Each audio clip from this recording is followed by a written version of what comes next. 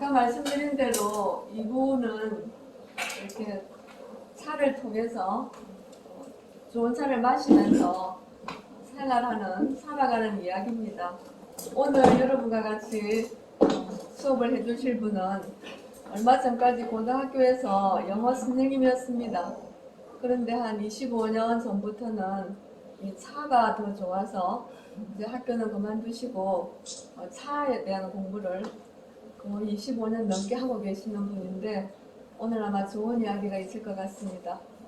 문슬 선생님, 큰 박수 부탁드리겠습니다.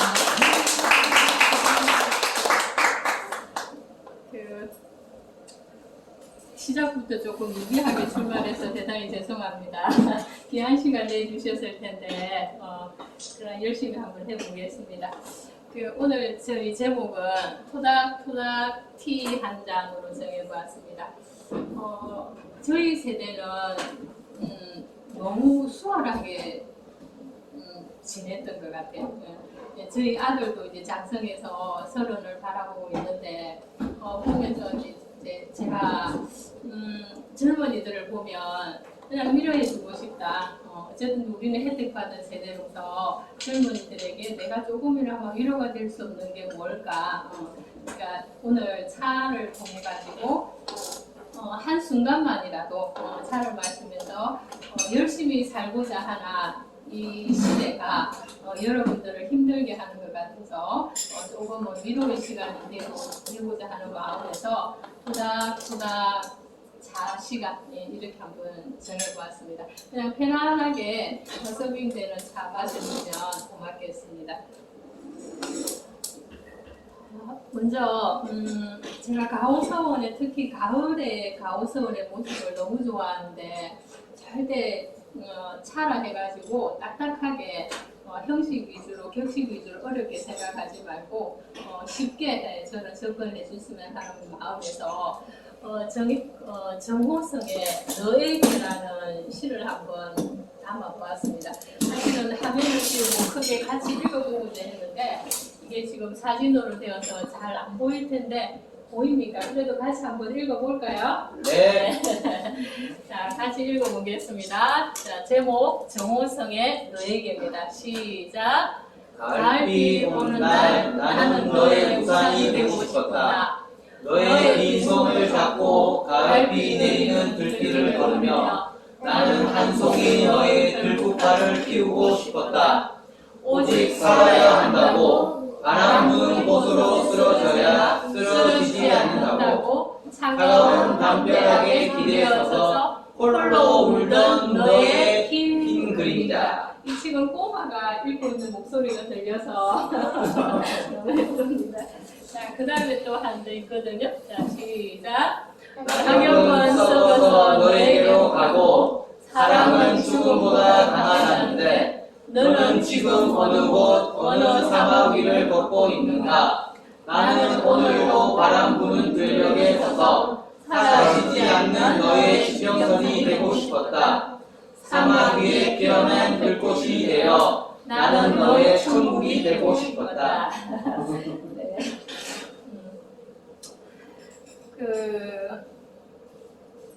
제가 이 이제 강의를 준비를 하면서 젊은이들하고 젊은 특징이 뭘까 어설프기도 하고 또 어쩌면은 젊다는 그거 하나만으로 아직 펼쳐질 미래가 많다는 그 하나만으로도 자신감을 가져도 될 젊은이들에게 있어서 젊은이들의 특징이 뭘까 그리고 좀 더 젊음을 좀 더 잘 보내면 어떻게 하면 잘 보낼까라는 생각에서 자존심하고 자존감하고는 조금 다르잖아요, 그죠?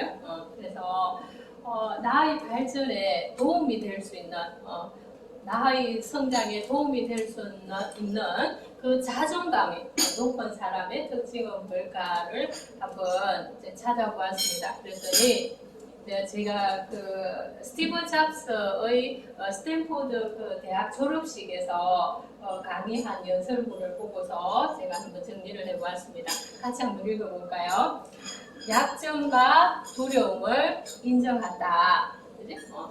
스스로 보면은 내 약점은 제 자신이 제일 잘 알아요. 남이 얘기 하나도 자기 자신의 약점을 제일 알고 그리고 두 번째 특징은 높은 자기 믿음이 있다. 내가 이러한 약점이 있고 내가 이런 세상에 대한 두려움과 삶에 대한 두려움이 있지만 그래도 나는 잘 될 수 있을 거야. 나는 이러이러한 강점이 있으니까 나는 이렇게 성장할 거야 라는 강한 높은 자기 믿음이 있다. 그 다음에 세 번째, 남과 비교하지 않는다. 남과 비교했을 때는 저 경우를 보면 상처를 많이 받더라고요. 내가 부족한 것이 더 많고 내가 왜 이럴까? 나는 좀 더 돈 많은 부모 밑에서 나는 조국이라든지 요즘 흔히 말하는 것들처럼 왜 잘난 부모 밑에서 태어나지 못해서 나는 왜 내 혼자 홀로 서야 할까? 이런 남과 비교하면 더 상처받는데 남과 비교하는 것이 아니라 게으른 나 자신과 비교한다는 것. 그 다음에 나름대로 타인의 기준에 맞추어서 생활을 하는 것이 아니라 자신의 기준을 가지고 산다고 합니다. 그래서 스티브 잡스가 조금 전에 언급한 것처럼 스탠포드 대학에서 연설을 할 때 이렇게 시작하더라고요. 나는 대학 졸업식에서 가장 가까이 온 것이 이번이 처음이다. 난 대학 졸업을 솔직하게 하지 못했다. 난 중퇴했다라는 것을 스스로 밝히더라고요. 그래서 내가 오늘 스탠포드 대학에서 여러분들에게 얘기하고 싶은 것은 세 가지다.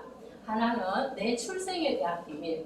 그 다음에 두 번째는 내가 실패했다고 생각했던 것이 먼 훗날 보니까 그것이 나의 성장의 걸음이 되었다라는 것. 그 다음에 세 번째, 인생에 항상 살아가면서 매일매일이 죽음과 직면했다고 생각했을 때 나는 어떻게 했는가. 그 세 가지를 얘기하는데 스티브 잡스가 이런 말을 하더라고요. 출생의 비밀에 있어서 나는 고등학교도 졸업하지 못한 나의 아버지와 그 다음에 대학원 재학 중인 어머니 사이에서 태어났다. 이제 태어나들 솔직하게 얘기를 하더라고요. 양부모 밑에서. 근데 성장기 때 동네에서 같이 그러니까 양부모가 그렇게 또 부유하지는 않았으니까 빈민가에서 생활을 했는데 또래 친구들이 놀렸다고 합니다. 너는 주스 온 자식이다. 너네 부모가 진짜 부모는 아니다라는 그 소리를 듣고서 양부모한테 가서 울면서 항의를 했다고 해요. 근데 그 양부모가 정말 유명하더라고요. 그래, 넌 우리가 입양을 했다. 그러나 입양을 했지만 너희 친부모는 너를 선택해서 우리를 특별히 선택해서 너 양부모가 우리에게 너를 입양시키고 그리고 우리는 특별하게 너를 선택했다.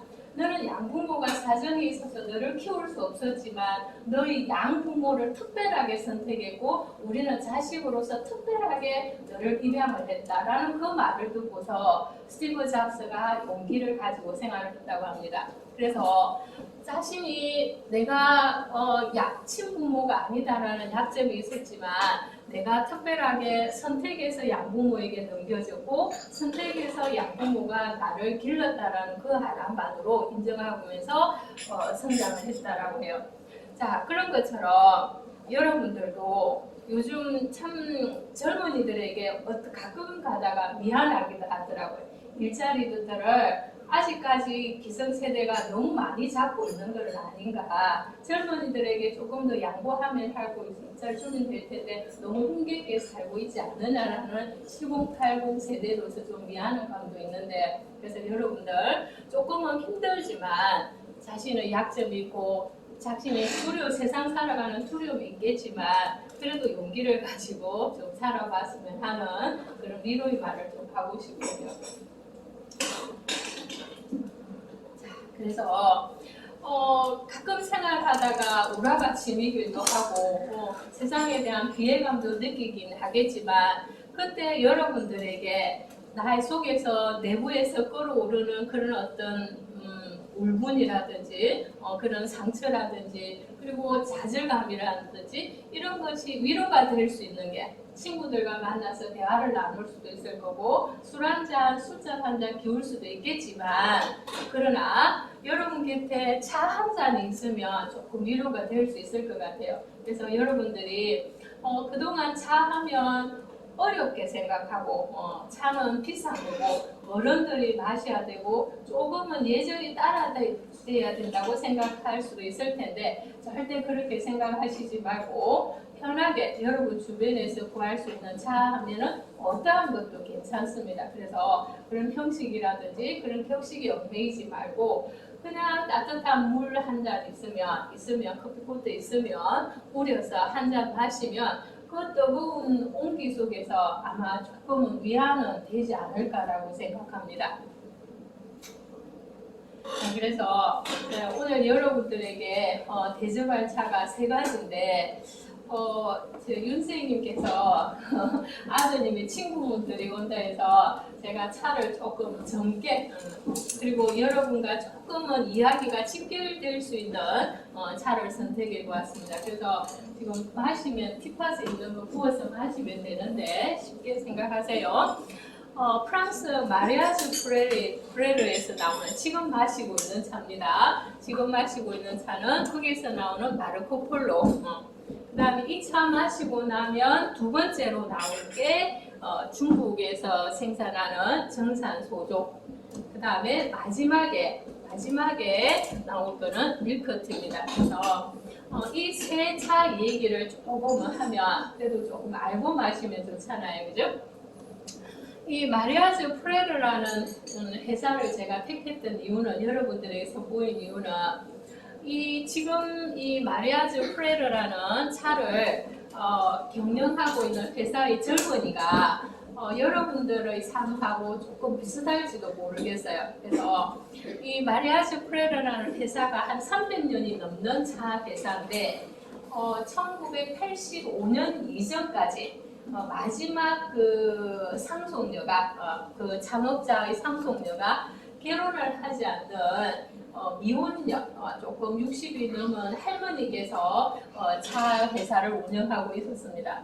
근데 이 상속녀가 그 후계자를 지정을 해야 될 텐데 정하지 못하고 있었어요. 그러면 우리 같으면 편안하게 그냥 돈을 생각해서 이 회사를 살 수 있는 사람에게 그냥 넘길 수 있을 텐데 이 상속녀가 마지막까지 돈에 연연하지 않고 후계자를 못 가고 자기가 변경을 하고 있었던 거예요.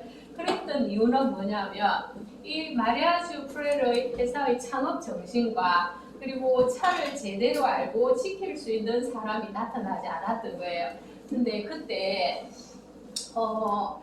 법률 전문가를 꿈꾸고 있던 부에노라는 사람과 그 다음에 태국 출신의 키티상이라는 이 사람은 외교관을 꿈꾸고 있었습니다. 그 두 젊은이가 프랑스 파리에서 가끔은 이 마리아주 프레르 여러분들 파리 여행하면은 말이 나는 그 번화가가 있는데 거기에서 가끔 이제 차를 마시러 다녔다고 합니다.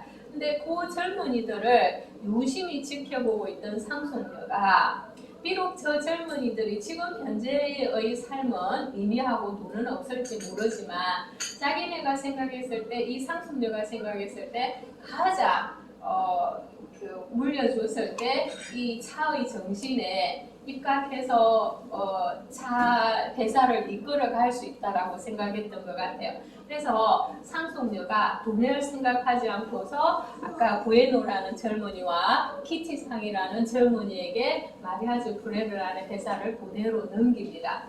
근데 이제 넘기고 나서 이 두 사람이 법률 전문가와 외교관을 꿈꾸었지만 그건 집에서 반대가 너무나 심했겠죠, 그죠?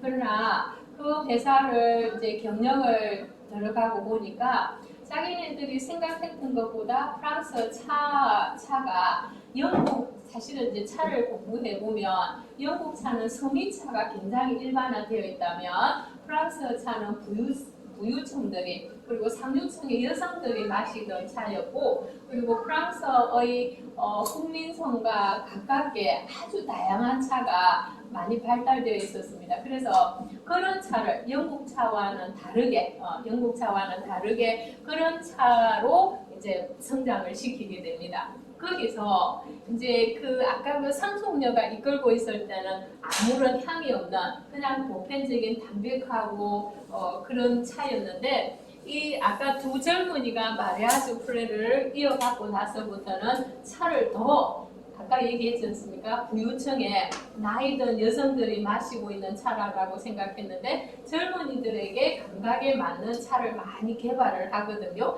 그 대표적인 차가 마르코 폴로입니다. 그래서 여러분들이 프랑스 여행을 해서 아마 이 마리아주 프레르라는 차 가게에 가면 한국 사람들이 제일 많이 사오는 차가 이 마르코 폴로입니다. 그래서 이제 아까 얘기했잖아요, 그죠?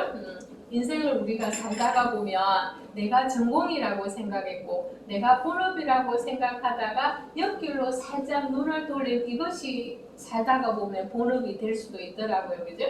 그래서 인생이라는 것은 어떻게 발전할지도 모르고 내가 견눈질하고 내가 조금은 취미라고 생각했던 것이 또 여러분에게 나중에 인생 3막, 인생 2막을 펼치다 보면 여러분들 본업으로 생각할 수 있으니까 항상 도전의식과 그런 삶의 계급을 좀 넓혔으면 생각하는 바입니다. 그리고 이 마르코 폴로에 대해서 조금 설명을 하면 우리나라 고려말 원나라 때 우리나라 역사를 보면 원나라 때 1275년경에 베네치아 상인이었거든요. 이 사람이 상인이었는데 그 당시에는 아랍 상인들이 직접 동방의 물건을 가지고 와서 중개 상인은 아랍 상인들이 하기 때문에 베네치아 입장에서 보면은 자기네들이 직거래하면 어마어마한 돈을 벌 수 있는데 아랍 상인들이 걸림돌이 되니까 직접 항로를 개척하고 싶었던 거예요. 그래서 베네치아에서 이 마르코 폴로를 이제 파견을 합니다.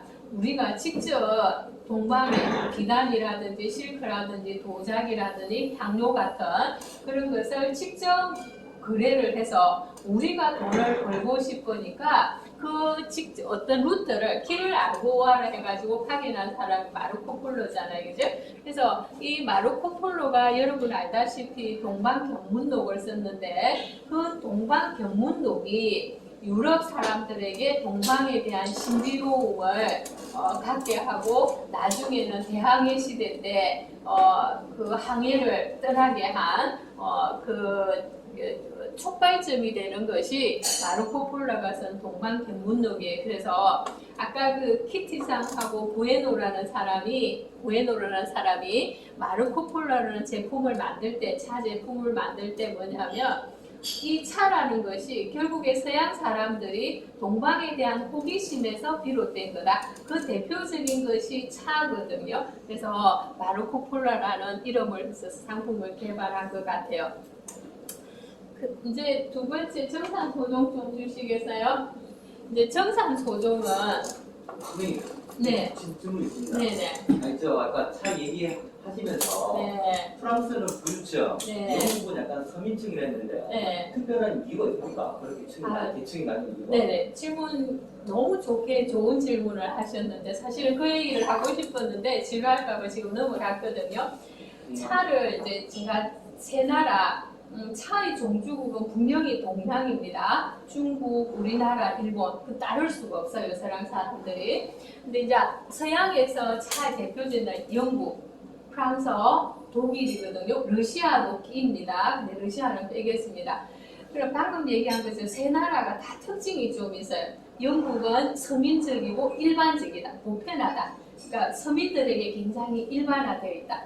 그 다음에 프랑스는 고급차다. 부유층들이 마시는 차는 커피를 더 많이 마시거든요. 부유층의 여인들이 마시는 차다. 그 다음에 독일은 커피를 굉장히 좋아해요. 사실입니다. 커피를 많이 마시는데 독일에서 북부 지역에서는 차를 더 많이 마시는데 독일 차는 굉장히 생활에서 간단한 질병을 치료할 수 있는 두통이라든지 배앓이라든지 그 다음에 감기 예방이라든지 이런 의학적인 면에서 접근하는 나라가 독일이에요. 자 그러면 이제 조금 차이는 구별해지죠. 그죠? 그럼 이렇게 된 이유는 뭐냐 하면 이게 굉장히 중요한 질문이고 좋은 내용인데 영국은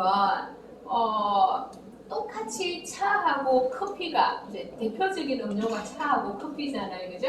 근데 여러분 잘 알다시피 세계사를 공부해 보면 세계 식민지 개척에 더 먼저 뛰어드는 사람이 포르투갈, 스페인, 그 다음에 후발주자가 프랑스어, 그 다음에 독일이거든요. 또 오스트리아죠, 오스트리아고, 그 다음에 제일 마지막으로 뛰어든 나라가 영국인데 그 영국이 세계에서 태양이 치지 않는 나라에서 굉장히 넓은 식민지를 제일 마지막에 영국이 되잖아요, 그죠?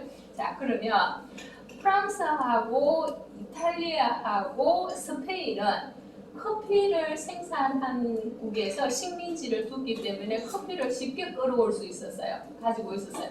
그러면 후발주자 영국은 식민지 개척에 뒤에 뛰어들었기 때문에 커피를 생산할 수 있는 커피가 가져오고 싶은데 커피를 생산할 수 있는 생산국에 식민지를 두지 못했어요. 그러다가 보니까 자기네들 음료에 있어서 커피보다 뭐가 더 인도가 식민지에 있었으니까 뭐가 더 공급받기 쉬웠을까요? 차겠죠, 그죠?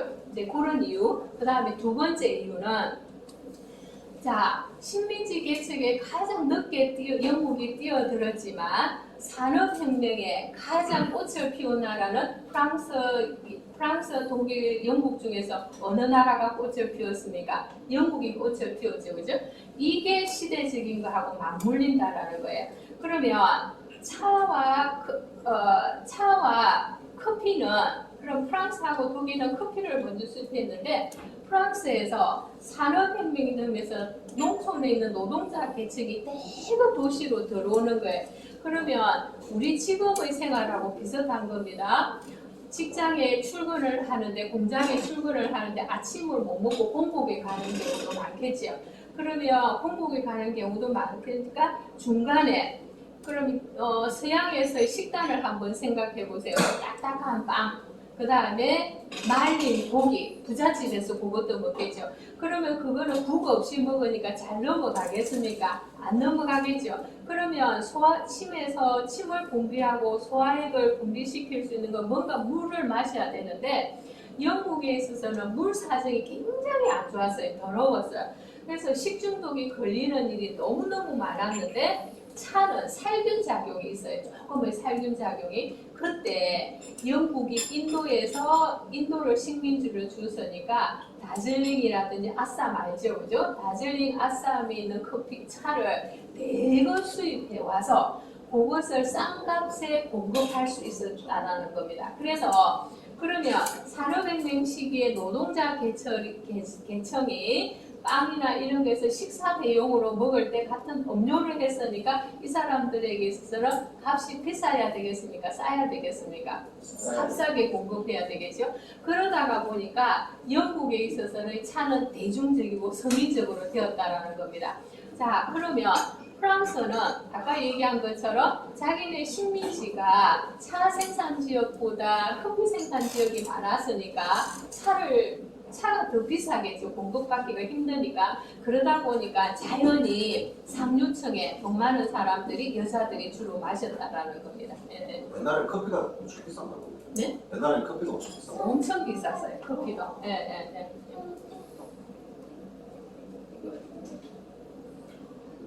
이거 어떡하지? 자, 그러면 이제 중국으로 넘어가겠습니다. 중국이 이제 차의 정주국은 이제 중국인데 지금 정산소종 나갔습니까? 네. 지금 마셔보면 앞에 거는 조금 향이 났을 거예요, 그죠? 향이 났는데 지금 이거는 향이 잘 안 나죠, 그죠? 향이 안 나고 조금 한번 냄새를 마셔보시겠어요, 냄새를? 그럼 약간 연기 향도 조금 날 것 같기도 하고, 그렇죠, 솔잎 향이 좀 나기도 하고, 그렇죠, 그죠? 네. 자, 이 정산소종은 뭐냐면 영국 사람들이 아까 서민적이고 값싼 차가 대부분이고 인도 차를 보편적으로 마시는데 그래도 최고로 쳐주는 차가 뭐냐면 정산소종이에요. 그래서 우리나라 하동에 나오는 것처럼 잎이 작은 소역종을 사실은 중국 사람들은 이게 녹차를 더 많이 마셨어요. 우리나라 사람들처럼. 녹차를 많이 마셨는데 차가 영국으로 들어가면서 우리 신토불이라고 하잖아요, 그죠? 모든 음식은 그 나라에 들어가고 나면 그 나라의 국민성이라든지 그 나라의 음식이라든지 그 나라의 토양에 맞게끔 적응해 가잖아요, 그죠? 그래서 정작 중국 사람들은 녹차를 더 좋아하는데 이 녹차를 수입해 가던 도중에 3개월이 걸쳐서 오랜 시간에 걸쳐서 배를 실어서 가는 도중에 이 녹차가 산화 과정에서 변색이 되는 거예요, 조금. 그러다 보니까 산화가 되는데 이상하게 중국 사람들은 산화가 된 차를 저급이라고 생각하는데 영국에 막상 가니까 영국의 식단에는 녹차보다는 산화가 된 차가, 그래서 그게 홍차라는 말이 생기는데 그 차를 훨씬 더 영국의 식단에 맞는 거예요. 왜냐하면 녹차는 담백하기 때문에 채식에 더 잘 맞고 영국 사람들은 빵이라든지 달고 짜고 이런 고기들을 많이 먹으니까 그런 녹차보다 홍차가 더 자기네들의 식성에 더 맞는 거예요. 그래서 나중에는 뭐냐면 영국에서 정작 찾는 거는 녹차를 찾는 것이 아니라 중국에서 홍차를 달라고 상인들이 요청을 하니까 중국에서 서양 사람들의 입맛에 맞게끔 차를 변형한 게 뭐냐면 그게 홍차입니다. 그럼 이제 상식적으로 하나, 우리는 홍차라고 하는데 영어를 표기하면 블랙티라고 하거든요. 홍차를 블랙티라고 얘기해서 그거 뭐냐면 동양 사람들은 차의 고칭을 찬물의 색깔의 비중을 따라서 넣습니다. 그래서 녹차, 홍차는 우리는 붉은 소니까 색이 나오니까 홍차라고 하는데 서양 사람들은 찻잎을 보고 고칭을 정했어요. 그래서 홍차를 뭐라 하냐면은 블랙티라고 되어 있습니다. 예. 그래서 이 정산 소종은 서양의 입맛에 맞게끔 녹차를 산화를 시켜서 서양 사람들은 특히 훈연향이 나는 거, 연기 냄새가 나는 걸 훨씬 더 좋아하거든요. 그래서 거기에 맞춘 게 정산 소종입니다. 요즘에 녹차 종류 녹차가 변하거든요. 네네, 이거는 이제 그래서 그걸 홍차라고 그래. 녹차 입으로 한 개 녹차예요. 네네. 그래서 이제 여기서 또 이제 질문이 이야기 재밌는 게 하나 이제 아니요. 나오는데, 예. 아니 장난입니다. 아니, 녹차는 찻잎을 따서 강압성을 바로 중단을 시킨 거예요. 열을 가해서. 그래서 강압성을 중단을 시켜서 찻잎이 가지고 있는 푸릇푸릇함이죠. 그걸 그대로 마시게끔 한 것이 녹차. 그 다음에 홍차는 뭐냐면 우리 이렇게 잎을 보면은 이렇게 상처받은 부분이 공기하고 접하면 변색이 되겠죠. 그거를 이제 산화라고 하는데 산화를 일부러 유도를 시킨 게 뭐냐 하면은 홍차입니다. 그렇게 보시면 돼요. 그래서 찻잎을 보면 녹차는 푸릇푸릇할 거고 홍차는 산화가 되었으니까 검은색이에요. 그렇게 구별하시면 됩니다. 그래서 이제 여러분들이 녹차 여러 차가 있는데 두 개만 이제 뿌리는 방법을 얘기해 주겠습니다. 녹차는 아까 얘기한 것처럼 신선함을 최고로 쳐주니까 물의 온도를 뜨겁게 해갖고 마시는 게 좋겠습니까? 조금 낮게 하는 게 좋겠습니까? 조금 낮게 뿌리는데 그 다음에 홍차는 뭐냐 하면은 거의 대도시에서 뜨거운 전기만 조금 가시게 하고 뜨겁게 해갖고 마시면 좋습니다. 그리고 이제 우리는 방법은 그렇고 녹차는 냉한 기운이 조금 있어요. 그게 절대 나쁜 건 아니거든요. 그러니까 기운을 계속 들던 마음을 내리고 정서를 안정시키는 힘이 있어서 녹차는 내가 기운이 굉장히 다운되어 있고 우울한데 녹차를 마시면 더 다운이 돼요. 그렇지 않고 내가 굉장히 오늘 좀 흥분하고 왠지 모르게 주먹이 하나 날아갈 것 같고 성이 많이 날 때 녹차를 마시면 정서를 안정을 시켜줍니다. 자, 그 다음에 오늘 계속 내가 다운이 돼요. 이유를 모르겠어요. 힘이 계속 없고 나른하고 할 때는 몸을 막 가동을 시켜야 되겠죠. 그때는 뭘 마시는 게 좋겠습니까? 홍차를 마시는 게 좋아요. 네, 그렇게 보여요. 자, 그 다음에 저도 이제 직장 생활을 할 때 아침에 출근을 하면 그날 마쳐야 될 일이 태산같이 많은데도 시작하기가 싫어서 휴대폰도 한번 스캔해가지고 보고 컴퓨터에 내가 또 좋아하는 것 하면 막 이렇게 하다가 보면은 거의 1시간이 흘러버리기도 하고 정작 해야 될 일을 시작할 즈음에는 오후 정도쯤 돼서 시작하더라고요. 그래서 우리가 이제 자는 사람이 흔히 이렇게 얘기해요. T. 뭘 주는 타임, 에너지, 어텐션을 줄임말이다.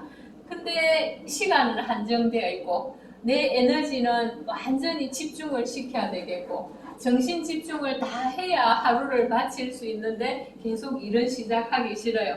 이럴 때 시간은 한정되어 있고 계속 몸은 나른하고 계속 나의 집중력은 떨어지고 할 때 마시면 좋은 차, 좋은 음료가 차라는 겁니다. 왜냐하면 제가 커피를 부정하지는 않아요. 커피도 굉장히 좋습니다. 에너지틱하게 하고 내 정신을 집중시켜 주는데 근데 이제 차하고 커피는 뒤에 조금 설명이 되겠지만 조금 다른 뭔가가 있거든요. 그때 내가 이 태산같이 밀려있고 에너지를 집중을 시켜야 될 때에 계속 내 집중력은 계속 다른 데로 산만해지고 할 때 그냥 티백 하나라도 좋으니까 담궈가지고 옆에 하나 두면 하루를 잡아줄 수 있을 것 같아요. 그게 뭐냐면은 아까 얘기한 것처럼 차에서 우러나는 따뜻한 온기와 그 다음에 뭔지는 잘 모르지만 풀향기 같은 차에서 우러나는 그 향기가 나의 정서를 안정시켜주면서 몰입해주는 그런 경우가 조금 보게 되더라고요. 자, 그래서 이제 여러분들이 편하게 어떠한 차라도 좋으니까 여러분 주변에 있는 차를 가지고 그냥 물 하나 끓여가지고 자주 마셔주시면 좋겠습니다. 자, 그 다음 여러분들이 이제 젊은이니까 간단하게 몇 가지만 얘기하겠습니다. 찻잔 잡는 법. 한번 잡아볼까요? 이렇게 할 때 대개의 사람들이 우선 편하니까 손가락을 여기 안에 넣어갖고 이렇게 하면은 안정감은 솔직히 있거든요. 근데 요렇게 잡지 말고 이왕이면 네네 잘 잡으시네요. 요렇게 요 세 손가락만 있으면 되거든요. 네네. 그래서 요 두 개는 모으시고 요렇게 잡고 요렇게 네 요렇게 하면 훨씬 더 중심감이 잡으면서 손 모양새가 조금 더 나아 보일 거예요. 네네 그렇게 잡으시라는 거. 네네. 그 다음에 이제 두 번째. 네, 아까 엄지 손가락이 그러니까 못 봤는데 어떻게 잡아야 됩니까? 이제 요렇게 아까 요 세 개만 하면 되잖아요, 그죠? 요 두 개는 여기에 가고, 요거 하나는 여기에 가고, 요렇게. 네네. 요 세 손가락만. 네네. 자, 그 다음에 이제 상대방이 요렇게 이제 차를 다 마셨을 경우에 이렇게 주잖아요, 그죠? 그러면 이제 대부분의 사람들이 와인 마실 때도 마찬가지지만 우리나라 사람들 되게 보면은 이렇게 잔부터 먼저 가거든요. 우리는 그게 예의라고 어른들이 차를 따르면 잔이 먼저 그게 이제 습관화되어서 상대방이 차를 따르면 그냥 이렇게 내가 잔을 들고 이렇게 가는데 그럴 필요 없거든요. 그냥 이렇게 가만히 계시면 요 이제 차를 요렇게 따라 드립니다. 그때 이제 서양 사람들은 그냥 그대로 있어요. 근데 아까도 얘기한 것처럼 우리 생활에 맞게끔 조금 적용은 변형은 해줄 수 있어요. 그때 그냥 가만히 있으면 그러니까 그래도 어른이 따라주니까 방금 이 젊은이 잘하던데 간단하게 그냥 살짝씩 목례처럼 살구시 해도 되고 어른자니까 그냥 손을 이렇게 고맙다는 뜻에서 이렇게 네네네 그렇게 해주시면 괜찮습니다. 그래서 하나만 안 하면 돼요. 잔을 가지고 직접 가지 말라. 그냥 그대로 있으면 이렇게 고맙다는 뜻에 살짝만 고개만 숙이든지 손만 이렇게 해주면 된다라는 거 그렇게 하면 됩니다. 자, 그 다음에 이제 요즘 이제 우리 아들도 보니까 살짝 부엌에 잘 안 들어오고 하려고도 하지 않는 아이가 이제 장가갈 나이가 되니까 조금 관심을 갖더라고요. 그래서 요즘은 다 맞벌이로서 서로 바쁘니까 서로 도와주면 좋잖아요, 그죠? 그래서 할 때 이제 그 차하고 커피를 우려서 간단하게 빵하고 식사를 할 때 이게 차가 될 수도 있고 음료는 커피가 될 수도 있을 거고 그 다음에 옆에 이제 서빙으로 빵이나 다른 게 들어갈 수도 있겠죠, 그죠? 그럼 이제 요렇게 이제 차렸을 때 포크는 요렇게 가지 말고 요렇게 세로 이제 상대방을 찌를 수는 이렇게 가지 말고 가로로 요렇게 자녀나 아내를 위해서 조금만 간단한 차림을 할 때 이렇게 해주면 좋다라는 겁니다, 그죠? 그렇게 하면 좋고 자 그 다음에 혹시나 여러분들이 이제 어떤 행사장에 있어서 가면은 3단 트레이가 있는 게 있을 거예요. 이렇게 이제 호텔 같은 데 보면 이렇게 해가지고 빵하고 샌드위치 이렇게 돼 있거든요. 그게 이제 놓는 순서가 이러면 저도 처음에 그래서 뭘 먼저 먹어야 될지 이걸 어떻게 먹어라 어떤 순서로 먹어야 될지 근데 순서가 보면 되게 이제 3단으로 이렇게 되어 있는데 제일 처음에는 허기를 채울 수 있는 거, 식사 대용인 거. 이게 샌드위치가 되겠죠, 그죠? 요거는 허기를 채울 수 있는 식사 대용으로 되는 거. 그 다음에 두 번째 접시에 있는 것은 차하고 마실 수 있는 달달한 거. 스콘이라든지, 그 다음에 뭐 이런 거 있죠, 그죠? 달달한 거. 그 다음에 마지막에는 정말 마지막에 입가심 할 수 있는 거. 간단하게 아주 조그만하게. 초콜릿이라든지 조그만한 거 그렇게 되어 있습니다. 그럼 어떤 순서로 먹으면 될까요? 밑에서부터 순서대로 먹으면 된다라는 겁니다. 위에 제일 위에 거 먼저 그거는 뭐 꼭 하지 말라는 법은 없는데 이렇게 먹으면 순서대로 먹으면 된다라는 겁니다. 네네. 자, 그 다음에 이제 저기 가족이 두 분이 있다고 해서 제가 오늘 밀크티 만드는 법을 조금 얘기해도 되겠습니까? 네. 네. 이 만들기 굉장히 쉽거든. 지금 밀크티 한번 서빙해 주시겠어요? 요즘과 같이 바쁜 시대에 내가 공복으로 갈 수는 없고 조금 정신은 깨되 조금 나의 허기짐은 채우고 가려고 할 때 정말 쉽게 만들 수 있는 게 밀크티예요. 자, 이거 한 잔 마시고 하겠습니다.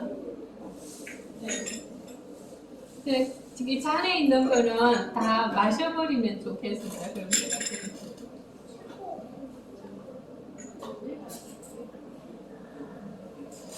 그때 그거 왔을 때 밀크티 많이 예, 그래요. 그래서 직접 끓여서. 그때는 엄마들하고 애들 위주로 해가지고 직접 실습을 했어. 실습을 이거를. 다 끓인 게 나오는 거죠. 지금 이제 다 만들어 버린 게 나오는 거지. 네, 이거는 만들어 놓은 거거든요. 네. 선생님 그때 이 친구는 네. 저기 와이프랑 애들랑 직접 실습을 한번 했어요. 아, 그래요? 그래요. 네.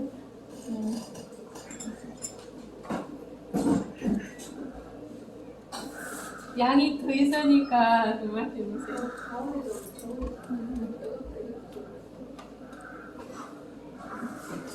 아이들에게도 굉장히 좋거든요. 어른들에게도 좋고 노약자에게도. 그러니까 이제 밀크티가 좋은 게 뭐냐 하면 차가 가지고 있는 각성 효과, 정신이 깨게 하는 각성 효과도 있고 그 다음에 사실은 공복에 차나 커피가 바로 들어가면 위에 굉장히 부담스럽잖아요, 그죠?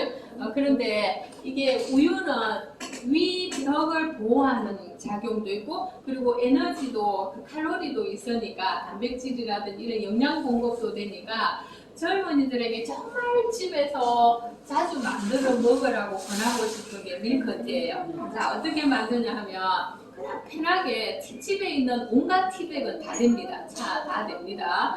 그래서 물 150, 이 용량은 여러분들 구매하게끔 하면 되니까 요게 머그잔, 그냥 머그잔이라 생각합시다. 머그잔에 그게 한 150g 정도 되면 150에 사실은 할 때 찬이 6g 정도 되는데 꼭 그렇게 지킬 필요는 없어요. 그래서 먼저 찻잎을 우린다. 찻잎을 먼저 우린다. 그럼 찻잎을 먼저 우리면 찻잎이 가운데로 이렇게 모아질 거예요. 그때 그냥 꺼버리세요. 꺼버리고 뚜껑을 딱 닫아 놓고 한 5분 정도 기다립니다. 그것만 생각하면 돼요. 찬물을 찻잎을 넣고 끓인다. 끓기 시작하면 불을 끄고 5분 정도 차가 우러나기를 기다린다. 그걸 할 수 있겠지, 그죠? 용량이나 이런 거는 다 정확한 법칙은 없어요. 구미에 맞게끔 조절하면 됩니다. 그러면 5분 정도 되면 차가 싹 우러났다라는 게 보여지거든요. 그때 영국 사람들은 찬 우유를 바로 부어 마시지만 그렇게 하면 한국 사람들은 비린내가 나서 좋아하지 않아요.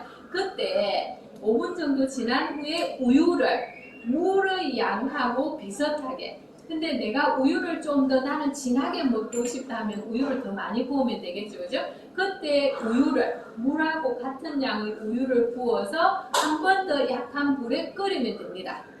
그거 할 수 있겠지, 그죠? 다시 한번 정리할게요.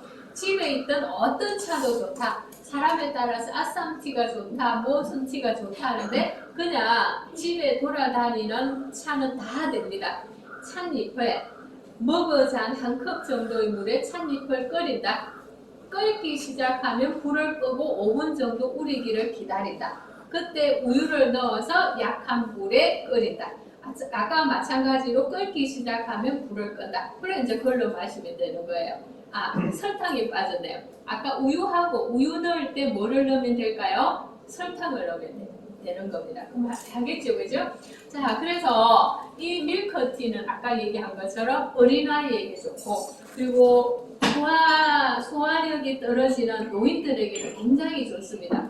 여러분들이 아침에 바쁘거나 그리고 아기 엄마가 아이 때문에 저녁에 잠을 못 자서 일어나지 못할 때 화내지 말고 그냥 냉장고 문 열어서 밀크티 한 잔 뜨뜻하게 먹고 가도 속이 편안할 거예요. 그래서 이용해 주시면 좋겠습니다.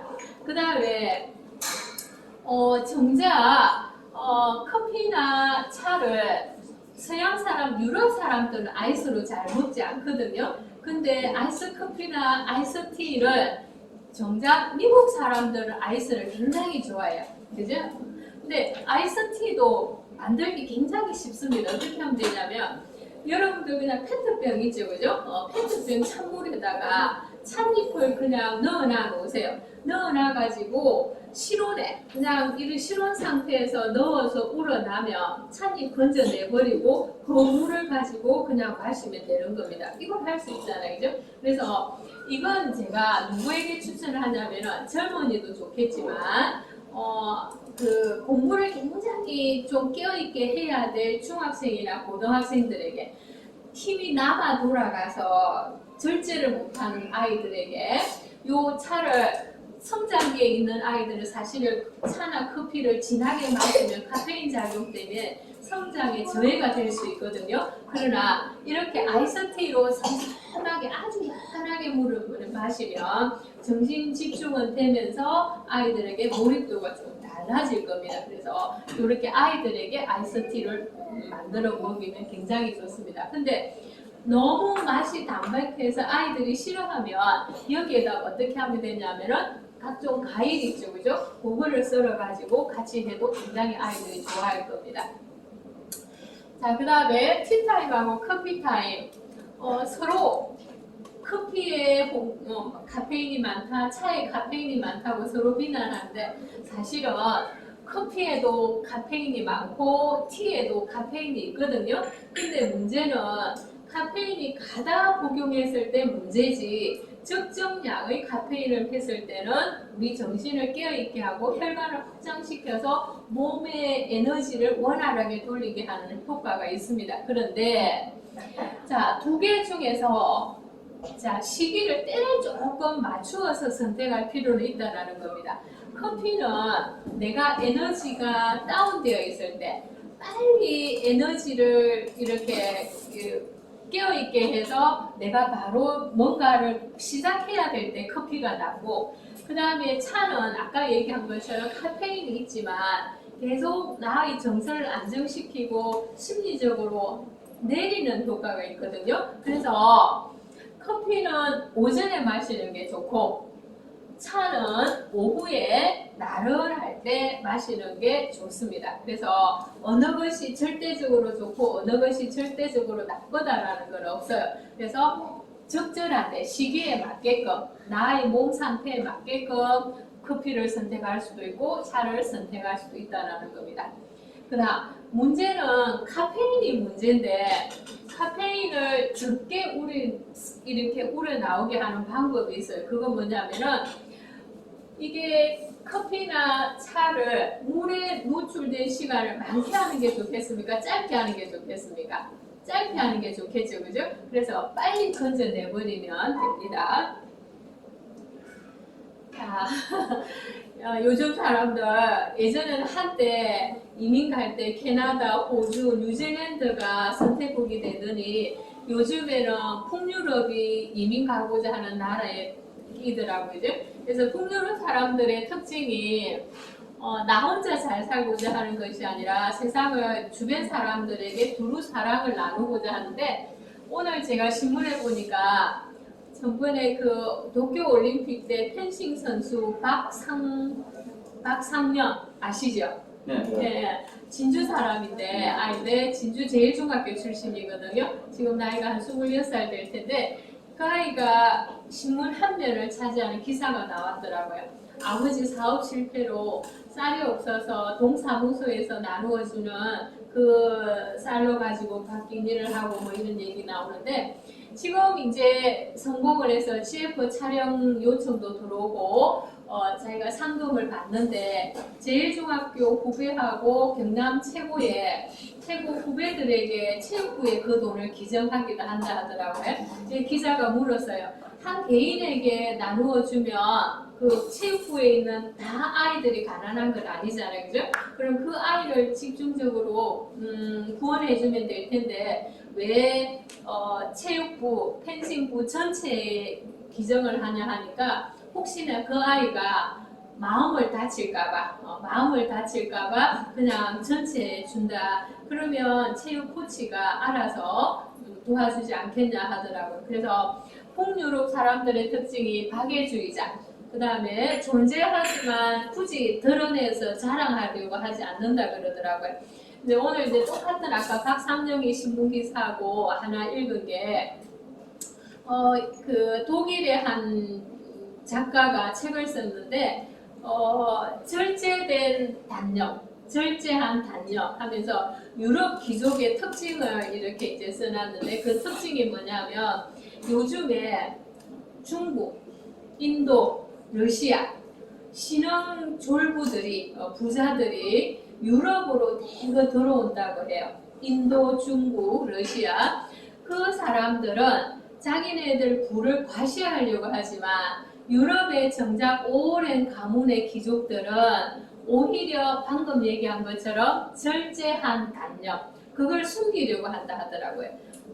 내가 귀족이라는 것이 있지만 드러내려고 하지 않는다. 일부러 남자들 같은 경우에 있어서는 일부러 옷장 속에서 가장 낡은 양복을 선택하고 여자들 같은 경우에 있어서는 외양간에서 간 나온 차림으로 나가간다 하더라고요. 그래서 제가 이 가오사원을 좋아하는 이유도 원장 선생님이나 윤 선생님처럼 참 밖에 나가서 가문을 자랑할 수 있는데도 언제나 보면 겸손하고 점잖은 그 모습이 좋거든요. 그래서 이 북유럽 사람들의 매력, 나 혼자 잘 살려고 하지 않는다. 우리 다 힘들지만 조금 옆을 한번 돌봐봤으면 좋겠고 그리고 진짜 중요한 것은 내가 가지고 있지만 굳이 드러내려고 하지 않아도 서면 나올 수 있는 여러분 인생 상막의 모습을 그려보면서 오늘 수업 마칩니다. 감사합니다. 뭐 특별히 이런 혹시 시간에 질문이 뭐 궁금한 거 있으면 질문하셔도 됩니다. 아까 나온 친구도 질문도 나왔는데 또 다른 분들도 뭐 궁금한 게 있으세요?